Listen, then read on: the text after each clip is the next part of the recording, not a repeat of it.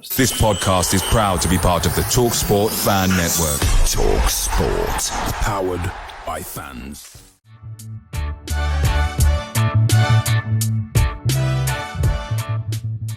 Still smiling. After last night's effort, I got up early and I thought I'll talk to my fans around the world about the position that we're in. But first, let's just have a quick word about Saturday. A great game, entertaining, etc., etc. But I'm afraid our defence needed a rocket. We all going about poor Bailey Barker Farrell in goal, but his error was compounded by the fact that the ball back to him wasn't the best, and unfortunately, he should have stuck his with the bloke closing in on him. He should have stuck it in the stand and told Cloud, what to do basically, but he didn't, and he tried to manoeuvre it onto his stronger left foot. And I've got to think about left-handed goalkeepers. The England goalkeeper's left-handed, and anything goes past his right hand. And he does the same things. He tries to work the ball on his left foot and gets in a mess. Now, the recovery was remarkable. Great goal by Wilhelmsson, and a bit of a fluke from Stansfield, and a winner from the captain, who may or may not have got the ball on his arm somewhere, but hey, have a look in the paper. It says 3-2, and it was 3-2. And obviously, with the poor lad in goal, basically having a nightmare, he didn't make the lineup on Tuesday night, which,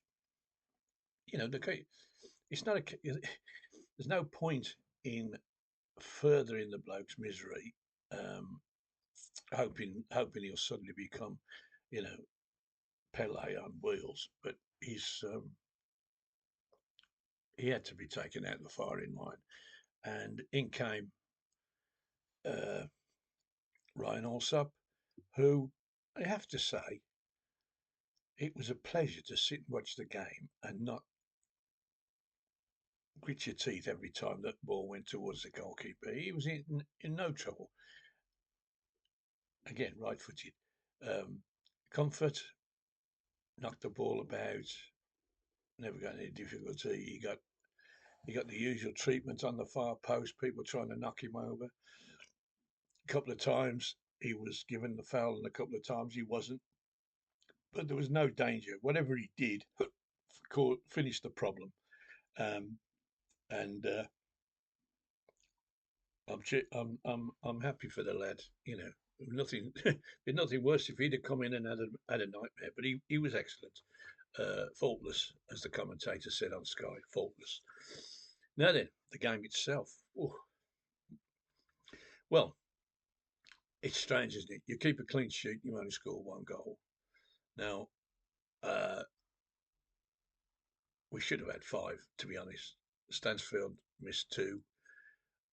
Alfie May, the Jimmy Greaves incarnate, missed a header from 6 inches. Now, the problem was he was past the ball when it came over and basically was leaning back to head it. It went straight up in the air. Of course, behind him was, I can't remember who it was now, but there was a player standing behind him. And if Alfie had just let it go, the guy would have just tapped it in. But hey, goal scorers are goal scorers. You put them 6 inches from the line, they want to head it in, and even if it's not the perfect ball, they'll still try. Anyway, the winning goal, a superb move. Wilhelmsson found Stansfield, down the right-hand side. He burst past the fullback, picked his man out, and there was Alfie, left-footed, first time, side-footed it into the net. 1-0, game over. Huddersfield, for their sins, started quite well. Well, look, every team we play starts quite well, and of course they race around like maniacs, um, doubling up on everybody, and you can't keep that up for very long. You just can't. Um, they Second half they tended to wait for us to come to the halfway line and not chase around like maniacs because they hadn't got the legs anymore. Simple as that. And once we went ahead, there was very little that was was troubling us. Um, or the one save that Allsop had to make came in the first 5 minutes where he dived to his left, which is his weaker side, and saved comfortably. Well, I think we'll see him in the side for a few weeks yet. Um, who played well? Who didn't? Well, they all played okay. Um, we control seven. I'm thinking that the people who put the statistics up on my phone are putting the same thing up every week. Just same again, same again. 70% of the play, um, and if you got the ball for 70% of the time, the opposition are going to play really, really well to get anything out the game. Um, with only 30% of possession, um, the fact that they got near our goal at all, which they did in the first 20 seconds, was remarkable. And the thing is, if you listen to when I prepare for this, I listen to every interview and every highlights and everything to see what other people are saying about us. Um, you know, our manager, great as he is so repetitive when he gives his interviews, but they all are. You know, what are they going to say? I'm not satisfied with that. You know, we were lucky. No, he was sat in the stand, unfortunately, and said he didn't enjoy it. Well, I was sat in my bedroom, and I can't say as I was thrilled, but at the end of the day, I'll take a 1-0 anytime. And if we can get another 21-0s under our belt, the league will be over. Now, uh, what's happening this week? Oh, we're going to Charlton Athletic. Now, again, um, Charlton were one of the teams that not only me, most people picked out as being challengers for the title. Um, we beat them in the League Cup earlier this year. Again, a 1-0 victory with Mr. Allsop in goal, who saved a penalty. Um, and the other thing that was significant in that game, we lost Sanderson, who was sent off and then got injured, and he played in the under 21s on Monday, so he's back in the reckoning, and it'll be interesting to see what happens if we need to change the back line. I think it will be uh, if um, if um, sorry, that was my missus interrupting me. If Clyde goes down, then Sanderson will take his place, and if Bealey goes down, then it'll be Louis Scott's laddie, who had an excellent game against Rotherham the other week, um, and that's how strong we are. You know, in the EFL Trophy, I'm sure the two of them will play and rest the two, and but it's just so pleasing to watch. Now I just looked up the record the last time we won 7 on the trot, and it was in 1946. Well, even I was a twinkle in my daddy's eye then. And talking about my dad could well have been in that team.